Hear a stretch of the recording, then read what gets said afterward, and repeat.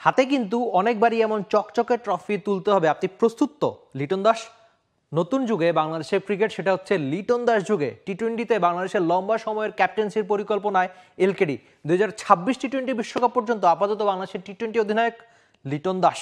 তো লিটন দাসের চ্যালেঞ্জের তো কমতি নেই। সামনে ক্যাপ্টেন হিসাবে কেমন চ্যালেঞ্জের সামনে পড়বেন তিনি, সেসব নিয়ে আলোচনা করব। শুরুতে অবশ্য একটা ফ্যাক্ট মনে পড়লো, 2021 সালে লিটন দাস যখন একটা ম্যাচের জন্য ক্যাপ্টেন্সি পান, তখন ব্যাটার লিটন গোল্ডেন ডাক মেরেছিলেন। তারপর 2024 সালে উইন্ডিজের সঙ্গে লিটন দাস যখন ক্যাপ্টেন হয়েছিলেন, বাংলাদেশ সে সিরিজটা 3-0 জিতেছিল, কিন্তু লিটন দাস প্রথম ম্যাচে গোল্ডেন ডাকেই ফিরেছিলেন।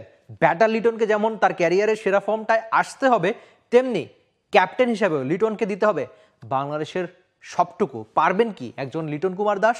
আপাতত লিটন অবশ্য তার হাতে 7 ম্যাচের টি-20, মানে 5টা পাকিস্তানের সঙ্গে খেলবে আর 2টো সংযুক্ত আরব আমিরাতের সঙ্গে খেলবে, তার স্কোয়াডটা পাওয়া হয়ে গেছে তার। কিন্তু লিটন দাসের ব্যস্ততার যেন একটুও কমতি নেই।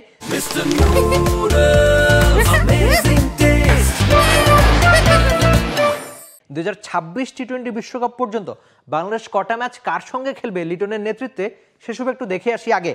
লিটনের টি-20 ক্যাপ্টেন্সির ব্যস্ততা শুরু হয়ে যাবে সংযুক্ত আরব আমিরাতের সঙ্গে 2টো ম্যাচ, যেটা জুনে 2025-এ অ্যাওয়েতে হবে। পাকিস্তানের সঙ্গে 5 ম্যাচ, যেটা মে জুনে হবে 2025-এ। ভারতের সঙ্গে বাংলাদেশ দল 3টা ম্যাচ খেলবে, যেটা 2025 হবে।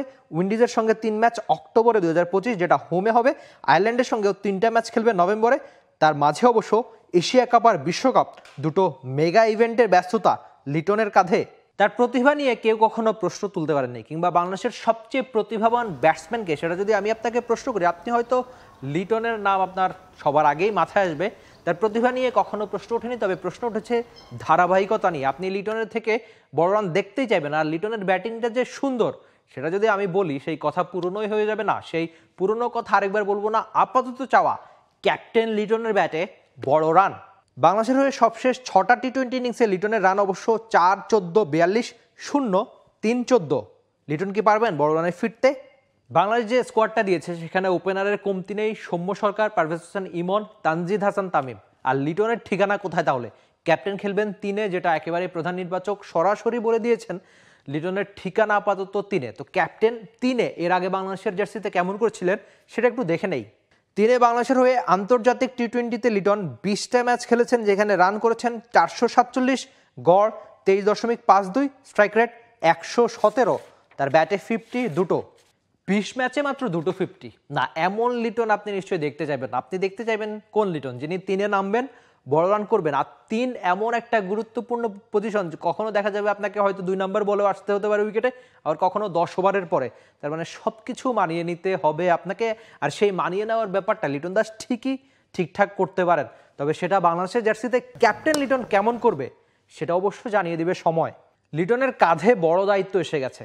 এখন অবশ্য কেবল ব্যাটসম্যান লিটন না, বা উইকেট কিপার লিটন না, ক্যাপ্টেন লিটন চ্যালেঞ্জটা সামলাতে পারবেন তো? তো অধিনায়ক হিসেবে বাংলাদেশের জার্সিতে কেমন করেছেন লিটন, সে রেকর্ডগুলো একটু দেখে নেই। এর আগে 4টা ম্যাচ খেলেছেন, যেখানে উইন্ডিজের সঙ্গে 3টা ম্যাচ জিতেছেন। তার হার 1টা ম্যাচ, জয়ের হার 75%। বিসিবি অবশ্য একটা দারুণ কাজ করেছে, যে লম্বা সময়ের একটা পরিকল্পনা। আপনাকে যদি একটা সিরিজ বা 2টো সিরিজের জন্য ক্যাপ্টেন হিসেবে দেওয়া হতো, তাহলে আপনি প্ল্যান করবেন কি? প্ল্যান করতে করতেই তো সিরিজগুলো শেষ হয়ে যেত। তবে আপাতত বিসিবি একজন লিটনের ঠিকই আস্থা রেখেছে, যেটা অবশ্যই স্বস্তির হতে পারে এলকেডির জন্য। 2026 টি-20 বিশ্বকাপ পর্যন্ত যে লম্বা সময় রয়েছে লিটনের হাতে, তিনি ঠিকঠাক প্ল্যান করবেন। আর সেই প্ল্যান আমরা মাঠে ক্রিকেটে অবশ্যই দেখতে পাবো। শাসন তো আমি করছি, আপনি করছেন কি?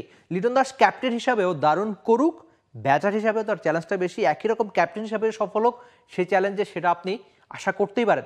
তবে লিটন দাস বিপিএলে ক্যাপ্টেন হিসাবে কেমন করেছেন? আপনি তো ব্যাটার লিটনের বিপিএল, বাট যেহেতু বাংলাদেশ প্রিমিয়ার লিগ বিপিএল টি-20তে বাংলাদেশের সবচেয়ে মর্যাদাপূর্ণ আসরগুলো একটা, তো সেই বিপিএলে ক্যাপ্টেন হিসেবে লিটনের রেকর্ডটা কেমন সেটা একটু দেখে নেই।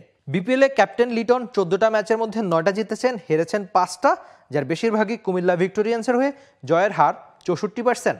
দল হাতে পেয়ে গেছেন, প্ল্যানটা নিশ্চয়ই আপনি এখন থেকেই করে ফেলবেন লিটন দাস। তবে সেই প্ল্যানে কতটুকু আমরা সাকসেস হতে দেখবো, সেটা মাঠে প্রমাণ হয়ে যাবে। আপাতত আমরা আশা করতে পারি, সেই আশাটা কি? লিটন দাস ব্যাট হাতে ভালো করবেন, ক্যাপ্টেন্সিতেও বাংলাদেশের ক্রিকেটকে নতুন একটা মাত্রা যোগ করবেন।